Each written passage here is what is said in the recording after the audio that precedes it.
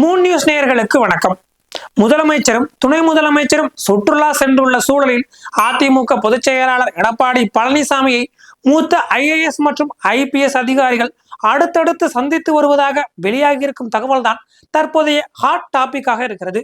அது என்ன என்பதை இந்த சிறப்பு செய்தி தொகுப்பில் பார்ப்போம். மே 4ஆம் தேதி தமிழ்நாட்டின் அடுத்த முதலமைச்சர் யார் என்பது தெரிந்துவிடும்.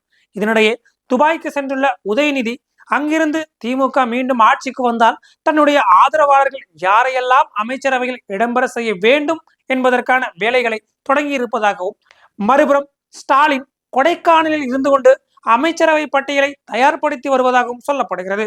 இந்த நிலையில்தான் அதிமுக தலைமையிலான ஆட்சிதான் அமையும் என்று உளவுத்துறையைச் சேர்ந்த மூத்த அதிகாரி ஒருவர் எடப்பாடி பழனிசாமியிடம் ஒரு ரிப்போர்ட்டை கொடுத்ததாக தகவல் வெளியாகி இருக்கிறது. இதனை தொடர்ந்து தற்போது IPS மற்றும் IAS அதிகாரிகள் பலரும் எடப்பாடி பழனிசாமியை நேரில் சந்தித்து வாழ்த்து தெரிவித்து வருவதாகவும் சொல்கின்றனர் விவரம் அறிந்தவர்கள்.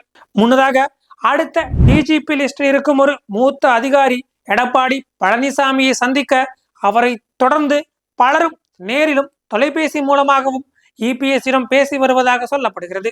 ஒவ்வொரு முறையும் ஆட்சி மாற்றம் நடைபெறும் பொழுது முன்னதாகவே அதை உணர்ந்து கொண்ட அரசு அதிகாரிகள் பலரும் அடுத்த முதலமைச்சராக வர உள்ளவர்களிடம் நேரில் சென்று சந்தித்து பேசி தங்களுக்கான துறையில் முக்கிய பொறுப்புகளுக்கு கோரிக்கை வைப்பது வழக்கம். இது போலத்தான் தற்போது காவல்துறை, வருவாய்த்துறை உள்ளிட்ட பல்வேறு முக்கிய துறையைச் சேர்ந்த அதிகாரிகளும் எடப்பாடி பழனிசாமியை நேரில் சந்தித்து முக்கிய பொறுப்புகள் குறித்து கோரிக்கை வைத்து வருவதாகவும் தகவல்கள் வெளியாகி இருக்கிறது.